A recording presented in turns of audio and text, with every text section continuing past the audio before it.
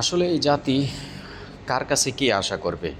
গত দুদিন থেকে ধরে ঢাকার নামি-দামি ২টা বিশ্ববিদ্যালয়ের ছাত্ররা সামান্যতম তুচ্ছ ঘটনাকে কেন্দ্র করে তারা যে মারামারি এবং যেই বিশ্বযুদ্ধের মতো তারা যুদ্ধ লাগিয়ে দিয়েছেন, ২টা প্রতিষ্ঠানের ছাত্রদের দিকে ২ প্রতিষ্ঠানে কিন্তু মারামারি করেছেন এবং তাদের অনেক কিন্তু ক্ষয়ক্ষতি হয়েছে। তাদের হোস্টেলকে ভাঙাচুরি করা হয়েছে, প্রাইভেট অনেকগুলা গাড়ি ভাঙচুর করা হয়েছে এবং সেই ভার্সিটিগুলার অনেকগুলো গাড়ি কিন্তু জ্বালিয়ে পুড়ে দেওয়া হয়েছে। আসলে এইসব ধরনের স্টুডেন্টদেরকে আমাদের ভবিষ্যতে কী চাওয়ার আছে বা আমরা কী তাদের কাছে পাইতে পারি? কারণ তাদেরকে যে শিক্ষিত সুশিক্ষিত করার জন্য তাদেরকে বিশ্ববিদ্যালয়গুলো দেওয়া হয়, কিন্তু আসলে তারা সেতুটুকু সুশিক্ষায় কতটুকু অর্জন করতেছে এবং কতটুকু তারা সেই সুশিক্ষায় শিক্ষিত হইতেছে।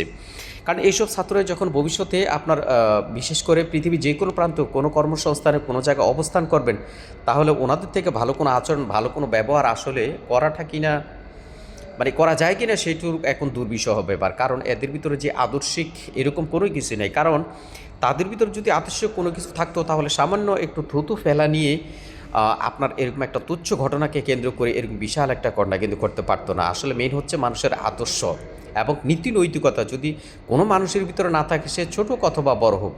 কারণ ওরা হচ্ছে স্টুডেন্ট, ওরা যেহেতু ইউনিভার্সিটিতে পড়ালেখা করে, ওরা কিন্তু এখন আর ছোট না, ওরা দুনিয়ার সমস্ত কিছুই বুঝে।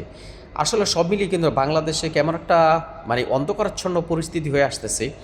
বর্তমান সরকার যেহেতু ইলেকশনের দিকে মানে অগ্রসর হচ্ছেন, কিন্তু বাংলাদেশের একটা অহিংস অস্থিতিশীল পরিস্থিতি করার জন্য কিন্তু এই প্রেক্ষাপটগুলি তৈরি করতেছে। অতএব বাংলাদেশের প্রত্যেকটা মানুষকে সচেতন থাকতে হবে, প্রত্যেকটা নাগরিককে, যে যেখানেই হোক চিঠি থেকে মফস্বল পর্যন্ত প্রত্যেকেই আপনার সুদৃষ্টি রাখতে হবে, যাতে এই বাংলাদেশে অনাকাঙ্ক্ষিত কোনো ঘটনা ঘটে দেশের কোনো সম্পদ যেন নষ্ট না হয়।